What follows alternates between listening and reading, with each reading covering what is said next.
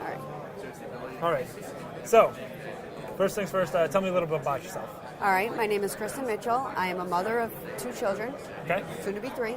Okay. I'm prior military. After my military service, I chose to get out of the military, and my son is allergic to 1,000,001 things. So I went to school to learn how to feed him, and I received my bachelor's in science of nutrition. Wow. Very good. So you have a bachelor's in science? Science of nutrition. Science of nutrition. Okay, got Yes. it. Got it. So what brought you here today, I guess? I received an email about a job workshop. Okay. And I don't really know what my next step is since I got out of college. Okay. I did try to pursue my master's in public health. I'm still kind of pursuing it, but I'd rather get a job and start paying some bills. Yeah. Get a career. Gotcha. So- Very good. So a little bit about myself. I'm originally from Cleveland, Ohio. Okay. I graduated from the University of Dayton. So I don't know if you've ever been to Ohio or been to anywhere in Ohio, I guess. But Dayton is a small town about an hour north of Cincinnati. Okay. So famous for the Wright brothers. That's where they're from. All right. So following graduation, I joined Johnson & Johnson in their ITLDP program, which is it stands for Information Technology Leadership Development Program. Essentially, there's about 40 of us that they got from various countries, and put us in this program that we have 9 months of. Sorry, we have 2 rotations and a final placement. Each rotation is about 9 months. And the whole idea of is that you go to one area, you learn as much about IT in that section of the business, and you move to another area, you learn as much about IT in that section. And hopefully this breadth of knowledge will help you to, I guess help you just better diverse yourself in IT within the company, help grow you faster. So that's kind of my background. So... I've driven through Ohio. Oh, yeah? Yeah. I live in Indiana. Well, I'm from Indiana. Oh, okay. What part? Dyer, Northwest. Northwest. So is that near Gary? Yes. Okay. Closer to Chicago. I like to Yeah. say Chicago, not Gary. Yeah. Michael I've Jackson lived driven there. through Gary, but I've driven to Chicago from Cleveland, so it's right along 80 there. Okay. Yeah, 8094. Yeah. So. And I've been to the amusement park in Ohio. Oh yeah, it's Cedar Point. Yep, that's it. Yeah. So, what are you trying to get out of this, I guess? The biggest thing that because I have a list of things that I can talk about. I can kind of talk forever, but I kind of want to tailor this more to what's going to benefit you the most and what you want to get most out of it. I'm taking this as an opportunity Okay. to figure out what my next step is, I guess. Okay. I just talked to him about my resume, but Okay. I can't remember his name. Yeah, do you have multiple resumes, or We can write on this one, okay? so it's messed up, I already know. But Okay. yeah, here's my resume. It's no worries. Okay. So, And yeah, I got some good ideas. this resume checklist. Okay. Resume checklist. Yeah. So I can write on this, you said? Yeah, no problem. You sure? Absolutely. Okay. Do you have I can extras? I print out mean, another one. I can print out another one. okay. I have to anyway, it's too big. Yeah. So I'm going to borrow your pen, actually. So first thing I would do is name at the top, and name is bigger. Having a name kind of centered at the top is pretty good. Right, like you said, the font's too big. I would get it to, how many years of experience do you have? Not really any in the nutritional aspect of things. Okay. I would keep it to 1 page then. Okay. That's general rule of thumb is that you keep a 1-page resume unless you have 10 plus years of professional experience to really kind of fill it up. But right now the font is, It's too big. yeah, so just writing things down here. Font too big. It's very kind of difficult to read in the sense of, okay, professional experience. I see like the dates here. Air Force, it's just like everything's kind of like segregated in different areas. It's kind of weird. There's a lot of white space here, and you want to eliminate as much white space as possible. Keep things consistent with formatting. So it's kind of strange here how the bullet point, it's not directly matched up. If you're going to put periods on at the end of each bullet point, then keep periods at the end. Kind of make everything. The biggest thing I would say is spend hours and hours on your resume. A lot of people think, okay, I'll just get my, it's just a list of things to put together of what I did. But I see it as much more than that. I see a resume as pretty much, it is, this is who I am.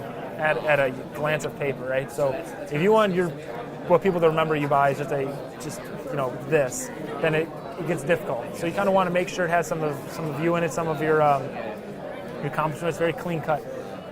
How this is, you can tell right away if a resume is set up like this. Very easy to see what each section is and the bullet points that make up that section. Everything's clean, it's consistent, it's properly formatted. Would a cover page benefit? Cover pages are good too. I mean, it depends exactly what you're going for. You said add a experience section, not professional, because that would bridge the gap in my military career till now, where I was a mother and student at the same time. So I would second that. Okay, definitely do that. Yeah, experience. I would say, because when you have, some people put professional experience and that's all they have, but if you segregate, professional experience and military experience, I don't know, it just... My military experience does not match up with what I want to do now. It's just fine. There's always ways to try to find some sort of connection there. Okay. No matter what it is, you can relate on some levels. I was just having a talk with a gentleman where we were talking about how important it is to be able to relate to somebody at a personal level, and how no matter what that person says, you typically can find something to relate to. There'd be very few instances where someone will say something to you and you just say, I have no experience with that whatsoever. I have no idea what you're talking about. And if you don't, then you could say you don't and probe for more information about it. But let's go back to the resume. So actually here, I can. So my resume, based on the program I was in, was a little bit, I was able to get a little more creative with it. I was kind of able to throw some splash in there and do some things that that most people wouldn't initially do for like a major job interview. But because it was a risk, after kind of getting some feedback from it, I think that actually it's pretty safe to go with it because it catches the eye. Okay. I'm not saying I would recommend this for everybody. It kind of fits more to what I'm trying to do. Which is information technology, creative aspect, but here's how mine's set up. Oh, that's a nice one. So this memorable. Yeah, this took hours and hours to do, but at a glance you can see education, experience, accomplishments. Okay. And then on this side you have more personal stuff. So contact information, what skills I have, and my activities. All right. I like your resume. I was trying to figure out how I like the GPA because I worked really hard on my GPA. Yeah, so, highlighted that. I mean, if you think it's relevant, it kind of comes to a point for me. I'm at the point of pretty much taking out my GPA for the sake that I've had enough work experience. It's not that relevant. People are more interested at. For me, people are more interested at. Or I didn't see it in the value of putting my GPA on there when I could say, here's the experience I've done, which people are more going to look at because they're saying, okay, we have a person to fill this position. What experiences does this person have that might be able to benefit them in our job? But as you can tell, bullets, everything laid out, periods where they have to be. Even the spacing of everything, just trying to make sure it's all as consistent as it could possibly be. Okay. With fitting everything in. And you can tell there's not a lot of white space on this resume. And I probably shouldn't have a friend print my resume out either, huh? Yeah. Probably print it out yourself. What I do is I write it in Word, I export it to a PDF, I print it out, I get all the different various medias that someone might look at my resume and make sure that it's consistent across all levels. I found that sometimes I'll do this, and I've actually noticed now, which is unfortunate, but if you look close enough, you'll see that there's lines on this, and I think it's because it's on an iPad and the viewing, but when I looked at on a PDF, you couldn't see any of those. Oh, okay. Oh, I see the lines that you're talking about now. So little things like that. I the first time I've had it on an iPad, actually. Okay. But I like it. It's bright. It's not white. Yeah, it's. I like the creativity in that as well. This was too plain for me. I like to kind of jazz things up. And if you go online, you can Google resume templates. If you do you have access to a computer at home? Yes, I do. And do you ever go on Google? Yes.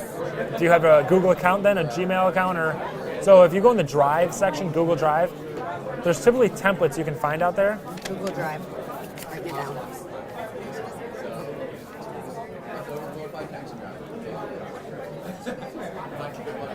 So if you go to, it's sometimes hard to find. Maybe I can find them here. Resume templates. Yeah, there's something in there.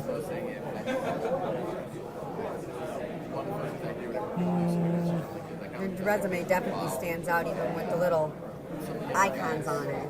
Yeah, it's here's the Google Drive. So I don't know if I'm going to be able to find it in here, but there's sometimes things that people have that are like just these templates out there that people have created. You can export them into Microsoft Word. You can use them to kind of help give you an idea. What I would recommend is kind of going through a bunch of different resume templates, finding what you like in them, and then kind of combining them into your own thing. That's actually what a lot of people do in a lot of creative space. They'll take different parts of things that they like and bring it into their own, method. And whether that be the font, the way the name is written, the way that the address line is written, you can just kind of blend a whole bunch of different things together to kind of come up with your formatting, if you will. And another thing to look at is the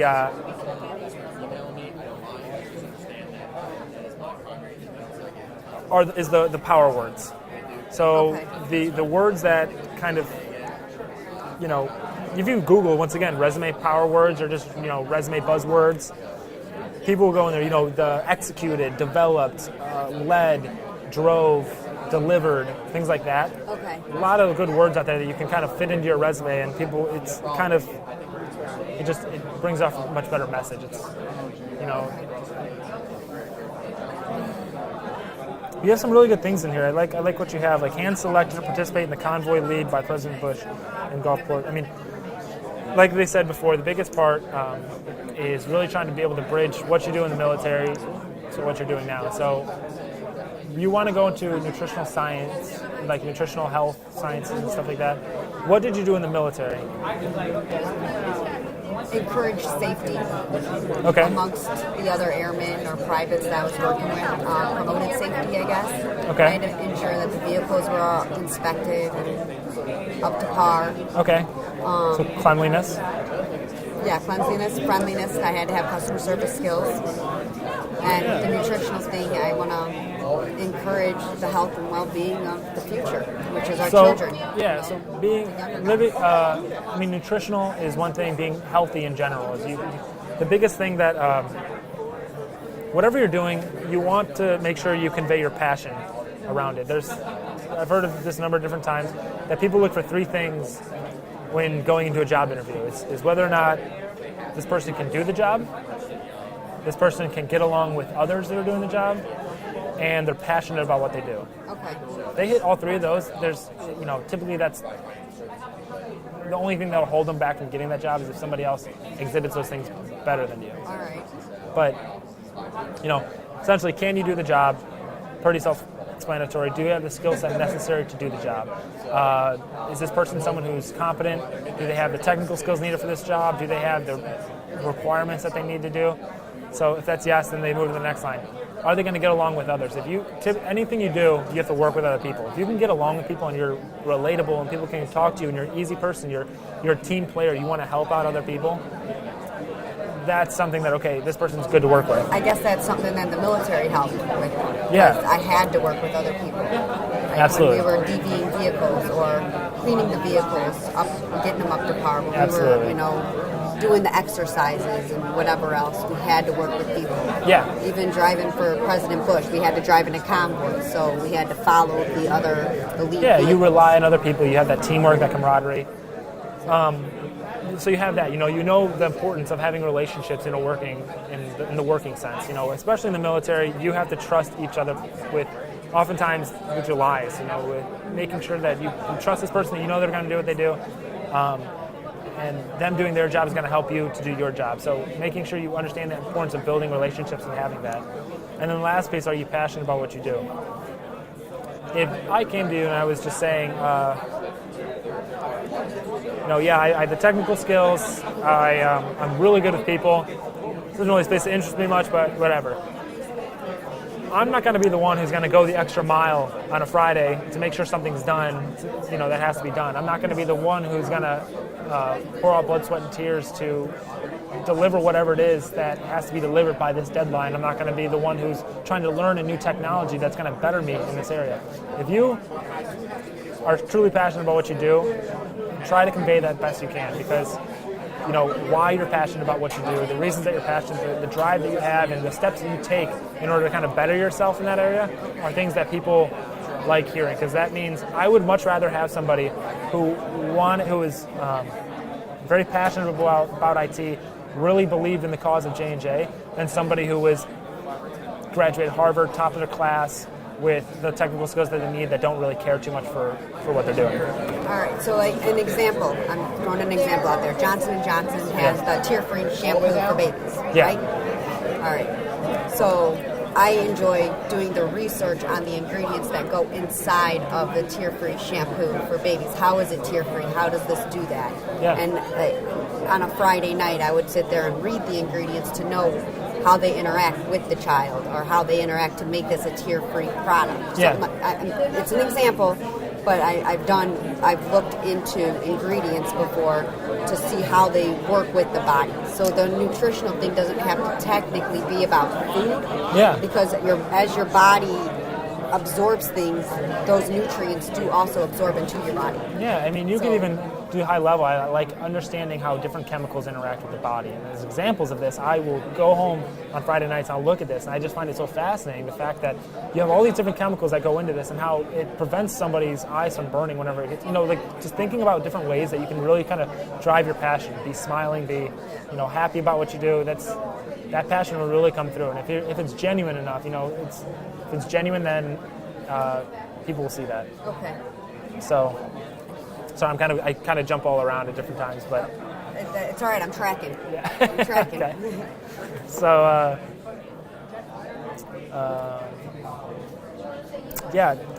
any other questions on the resume piece? I mean, are there? Not really the resume. Okay. Yeah. So what else? What are the questions you have then? What else can I talk about with you? Pretty much anything. A list of stuff. Yeah. Well, I mean, there's professional development, leadership.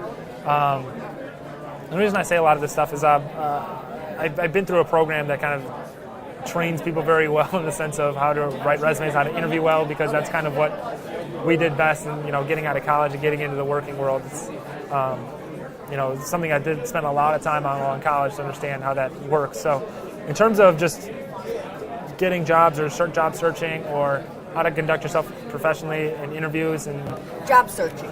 Okay. I've been looking on different websites trying to find where I can build my career. Yeah. I've noticed that schools or working in hospital kitchens, the requirement is a GED. Okay. So I have a diploma, I graduated with is it a diploma? Yeah, a diploma from high school, not a GED. Mm-hmm. And now I have education I got my bachelor's degree. Okay. So I'm kind of overqualified for those types of positions. Yeah. But you're looking to get into them, or? No, I'm trying to figure out where else I can look. Maybe agriculture, maybe Johnson & Johnson. I mean, I'm kind of at a loss as where I can put my education to use to further myself. So big thing is, in everyday conversation, I mean, there's a big thing that stresses the strength of weak ties. Have you heard that before? No. Most people, the biggest things that happen in their life professionally are the things that from relationships that are not very strong. So the strength of weak ties, meaning somebody you barely know, is someone who often is the one who helps get you where you have to be. Okay. For example, Bridget, she works for J&J. I met her through the VLC, but my current apartment that I'm going to be moving into was through a reference from her, because my friend Matt tied my fiance up with her because she was looking for a babysitter. We started talking to her, became friends with her. She's the one who helped us find this other apartment. That's how we got to where we have to go. So it's like, use this relationship that you find out of nowhere that now is the reason that we're moving to our new place. in a lot of job interviews. I met somebody, I was in a class in college where I wanted to work for this company in college. We had a student-run company on our college campus that was completely student-run. I mean, 180 employees, 1.4 million in revenue. The CEO was a senior in college. So it was an awesome business to be a part of, and I wanted to get in the IT department. I didn't know anybody in the IT department, so I went around, I introduced myself to some people. They said, oh, well, I know, here's Brian. You can go talk to Brian about a job there. So I talked to Brian. I got his information. And then from then on, I said, what do I have to do? Are you guys looking for people? I mean, what can I do to kind of get into what you're doing? He's like, well, we don't really have anything right now, but, we can stay in touch and see what happens. So over the summer, I emailed him once. He responded back, and so then, I'm not pestering him, but I was just persistent with him. Constantly saying, hey, I'm still looking for a job. If you have anything, I'd love to talk to you about it, whatever we can do. Just kind of stayed persistent over the summer. When I came back, he hired me on as a full-time because he said, hey, this person really wants a job. They're very persistent about it. I could tell he's passionate about it. But also just kind of nurturing that relationship with him to make sure that he knew I was looking for a job. And finding an opportunity for me is kind of an area where there's a lot of opportunity. Using your LinkedIn network they talked about. You said it's impersonal, but you can make it personal, where you just kind of the way you use the technology is, I actually use the LinkedIn technology. I have a LinkedIn account. I used it here. It helped me here. I'm supposed to find a guy named Alex. Okay. I think I know. Is he from GI Go Fund? Yes. I had called him up to register for this. I can point him out to you. He's around here somewhere. Okay. But I met him just today because someone else was looking for him, and so he seems to be the popular guy. Yeah, he told me to look for him. He has somebody that he wants to introduce me to. But I asked him if he had a LinkedIn account, which he said he did. So I was like, okay, if you get a random connection from Kristen Mitchell, and it was more so I could see the picture of what to look for here. So I didn't, not just reading name tags, like, Yeah. So, I can't. But it worked out. Yeah, building that relationship and the key thing is nurturing it too. There's been often times when you meet somebody and they give you a lot of great advice, and they're saying, "Oh yeah, I'm willing to help you," and then you don't, and then the person like let's say if I'm saying, "Oh yeah, just send me an email, I'd love to help you," and then they just don't follow up with me, or they're very ungrateful for what you're giving them. It's something that oftentimes people go, oh, "Okay, well, whatever," and they don't really care. But if you're someone who's just it's obvious that you're looking for a job, you're willing to do anything, you're very passionate about it, you want to follow up, you're kind of going to like all ends to help this, the more you show that, more people are going to want to help you. And they're going to say, yeah, okay, she wants this job, let's see what we can do for her. But then not be needy about it either. Right, you don't want to be desperate, persistent, but not, it's always playing that line. Please hire me, I need the job right now. Yeah, exactly. Don't do that. Exactly. So, and for example, this happens all the time in the working world, and so sometimes people feel bad, I think, about reaching out to someone they haven't talked to in a while just because they need something. But it's, sometimes you just have to do it. There's been times when I was someone I haven't talked to from college for years, and I messaged them out of the blue saying, hey, I know somebody who's looking for work in this industry. Do you have anything open, or can I send you this person's resume so that, people are very well connected, especially the higher up you go. Just in the business world, people know other people, and if you have a job you're trying to get in nutrition, chances are that person knows somebody who knows somebody that might be able to connect you. So just trying to seek those things out and really following through with them, try to find that job is. I know people, what they would do is they'd go on their LinkedIn, they type in the company they're looking for, see what came up, found that one of their good friends was friends with somebody else, and so they talk to that person saying, hey, I saw that you're friends with this person. What do you know about them? Like, what can you, can you introduce me to them? And so they're, if you're good friends with that person, of course they're willing to help you out.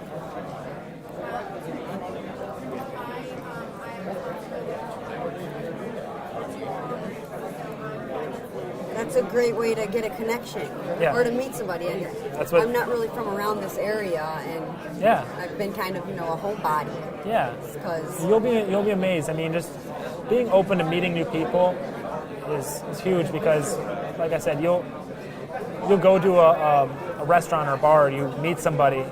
Well, a good example of this is I just found this earlier this week. My brother's a pilot. Okay. He flies planes for a charter jet company.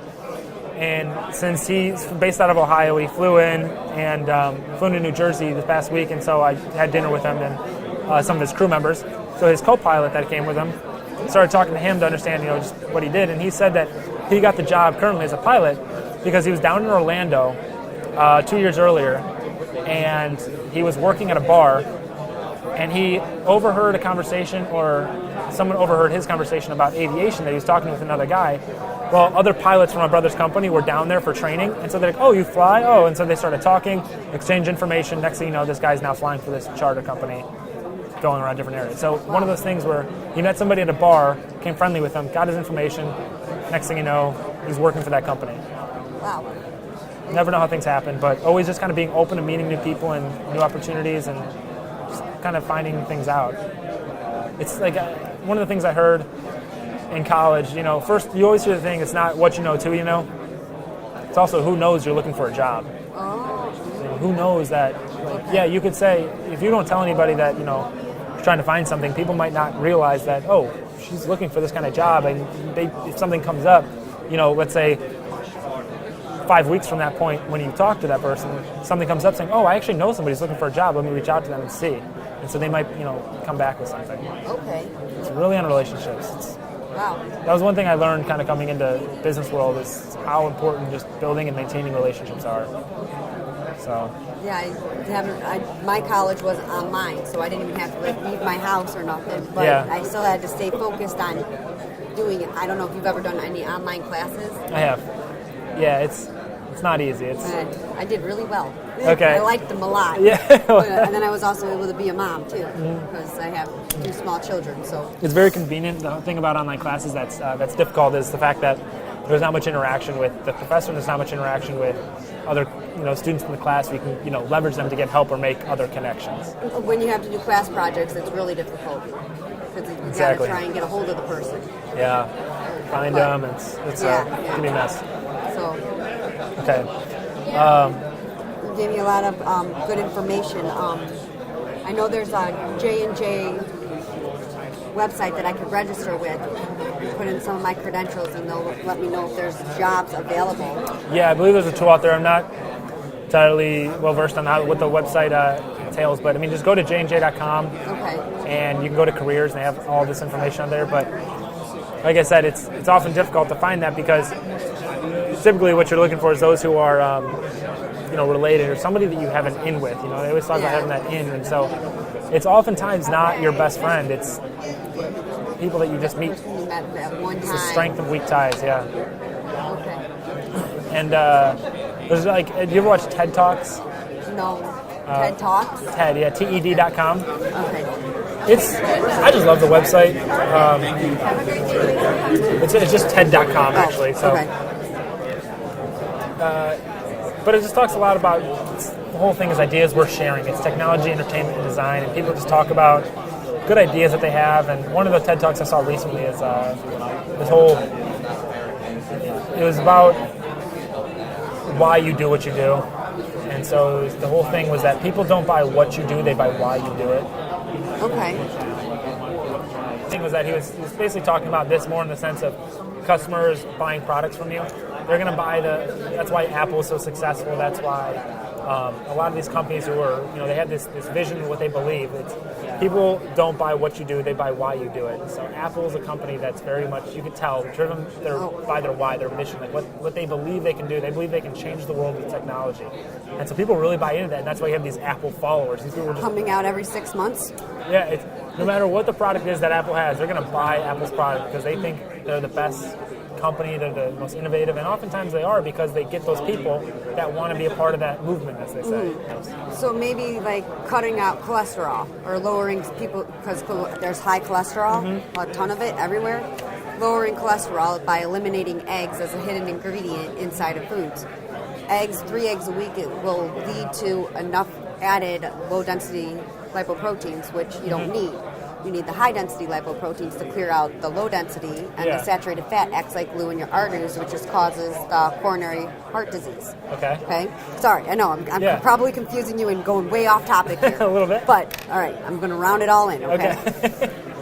By eliminating the egg out of certain foods, such as cupcakes, breads, pastas, anything that has an egg in it as a hidden ingredient where you don't know, you're also lowering your cholesterol intake, your LDL cholesterol intake. So I'm thinking outside of the box, and I'm using Johnson & Johnson as a example. Okay. Maybe working in the kitchen as Johnson & Johnson with my nutritional background. By preparing food and eliminating the egg, it would reduce the high cholesterol levels in the company who eats the food in the cafeteria. Yeah, that's a way of tying it in. I mean, being kind of the thing is, like, what I got from that is I could tell you're very, like, you know a lot about it because you're passionate about it, and it's something that's not in your background, so it's something you kind of took on your own terms to learn. Okay, so making sure you kind of you learn that, and that people understand that I learned all this by myself, and I really kind of going out of my way to learn this because how much it affects me. I'm willing to start wherever it takes, or wherever you need me to just kind of get in the company to maybe advance my career. Ultimately, this is where I'd like to get, or I don't know exactly where I want to get, but I have some sort of direction. Okay. Conveying those kind of messages is something that you want to get. I mean, if you're just trying to say, you have all this background, working in a kitchen might not be what you want, out of it. So you're saying, if there was a position out there that I could, help design the menus for the nutritional to help better people's health, and then maybe find a way to track people's health over time to see if we're actually making an impact on this. Something someone might be interested in hearing. But hopefully I helped you out. I know No, you did. A lot of rambling. Here's my useful babbling. So here's my J&J email address.